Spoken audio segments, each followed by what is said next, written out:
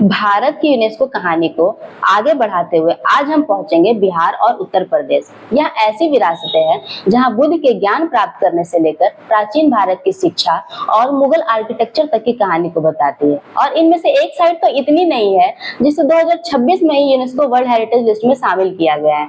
तो चलिए शुरू करते हैं भारत की यूनेस्को हेरिटेज लिस्ट का दूसरा अध्याय।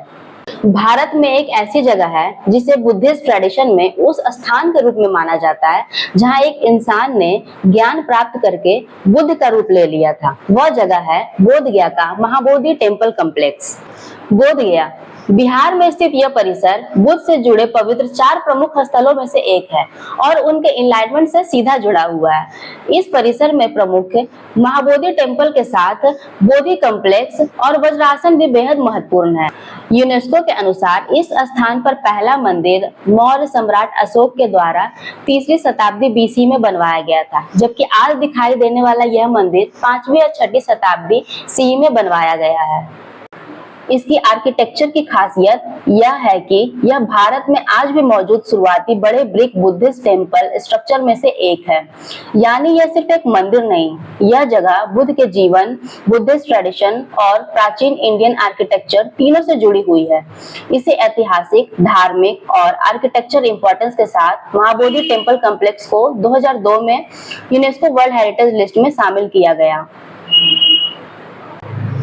यानी बोध गया सिर्फ एक मंदिर नहीं, बुद्ध और एनलाइटमेंट से जुड़ी दुनिया की सबसे महत्वपूर्ण जगहों में से एक है। लेकिन बिहार की यूनेस्को की कहानी सिर्फ बुद्ध के एनलाइटमेंट तक सीमित नहीं है। इसी राज्य में एक ऐसी जगह थी जहां सदियों से ज्ञान और शिक्षा की एक बड़ी परंपरा चली। अब चलते हैं नालंदा। आज यहाँ सिर्फ खंडर दिखाई देता है, लेकिन कभी इसी जगह पर सदियों तक ज्ञान की पूरी दुनिया बसी हुई थी।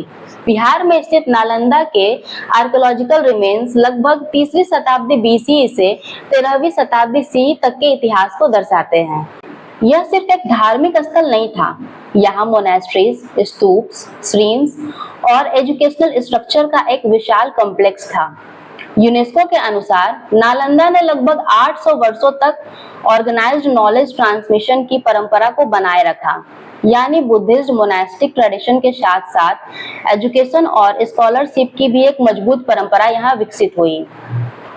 नालंदा की प्लानिंग और आर्किटेक्चर ने बाद में साउथ एशिया और साउथ ईस्ट एशिया में बने कई बुद्धिस्ट मोनास्टिक इंस्टीट्यूशन को भी प्रभावित किया।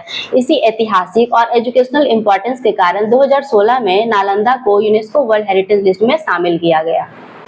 बोध गया में बुद्ध के ज्ञान प्राप्ति की कहानी थी और नालंदा में ज्ञान की शिक्षा की। अब चलते हैं उत्तर प्रदेश, जहां बुद्ध ने पहली बार अपने ज्ञान को दूसरों के साथ साझा किया था।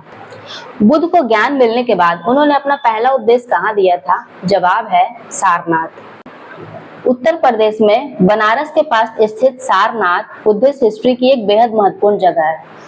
बुद्धिस्ट ट्रेडिशन के अनुसार एनलाइटमेंट के बाद बुद्ध ने यहाँ अपना पहला उपदेश दिया और अपने शुरुआती शिष्यों से मिले। इसके बाद सारनाथ एक महत्वपूर्ण बुद्धिस्ट सेंटर के रूप में विकसित हुआ। यहाँ समय के साथ कई स्तूप, टेम्पल्स और मोनेस्ट्रीज बनाए गए हैं। आज यहाँ मौजूद आर्कियोलॉजिकल रिमेन्स उस लंबे बुद्धिस्ट इतिहास की कहानी बताता है। और इस साइट की खास बात है, इसे 2026 में यूनेस्को वर्ल्ड हेरिटेज लिस्ट में शामिल किया और इसका ऑफिशियल नाम है एंशिएंट बुद्धिस्ट ऑफ सारनाथ। अब तक तीनों जगह का कनेक्शन बुद्धिज्म और नॉलेज से रहा, लेकिन अब हम इतिहास के बिल्कुल एक अलग दौर में पहुंचते हैं, मुगल पीरियड। एक मुगल बादशाह ने अपनी नई राजधानी बसाई, लेकिन करीब 10 साल बाद इसी राजधानी को छोड़ दिया गया। आखिर क्यों? इस कहानी का नाम है फतेहपुर सिकरी। उत्तर प्रदेश के आगरा डिस्ट्रिक्ट में स्थित फतेहपुर सिकरी को मुगल एम्परर अशोक ने 16वीं शताब्दी में बनवाया था। इसका निर्माण मुख्य रूप से 1571 से 1573 के बीच हुआ और अकबर ने इसे अपनी राजधानी बनवाया। लेकिन फतेहपुर सिकरी सिर्फ एक पैलेस नहीं था, यह एक प्लान्ड सिटी थी। इसमें palaces, administrative buildings, religious structures और रेसिडेंशियल एरिया शामिल थे। यहाँ जामा मस्जिद, पंचमहल, दीवाने खास और शेख सलीम चिश्ती की टॉम जैसी महत्वपूर्ण स्ट्रक्चर्स मौजूद हैं। और इस पूरे कॉम्प्लेक्स की सबसे प्रसिद्ध स्ट्रक्चर में से एक है बुलंद दरवाजा। इसे अकबर ने गुजरात विक्ट्री की याद में बनवाया था। लेकिन फतेहपुर सीकरी लंबे समय तक मुगल कैपिटल नहीं रही। यूनेस्को के अनुसार लगभग 10 वर्ष तक इसे मुगल कैपिटल बनाए रखा गया। उसके बाद कैपिटल लाहौर बनाई गई। यानी आउटस्टैंडिंग आर्किटेक्चर और हिस्टोरिकल इंपॉर्टेंस के कारण फतेहपुर सीकरी को 1986 में यूनेस्को वर्ल्ड हेरिटेज लिस्ट में शामिल किया गया।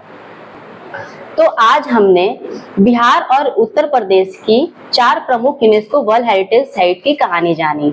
महाबोधि टेम्पल, बुद्ध के एनलाइटमेंट की विरासत की कहानी, नालंदा प्राचीन एजुकेशन और ट्रेडिशनल नॉलेज की विरासत, स्तूपा जहां बुद्ध ने पहला उपदेश दिया जिसे 2026 में यूनेस्को वर्ल्ड हेरिटेज लिस्ट में शामिल किया गया, और आखिर में फतेहपुर सीकरी जो अकबर की प्लान्ड मुगल कैपिटल है।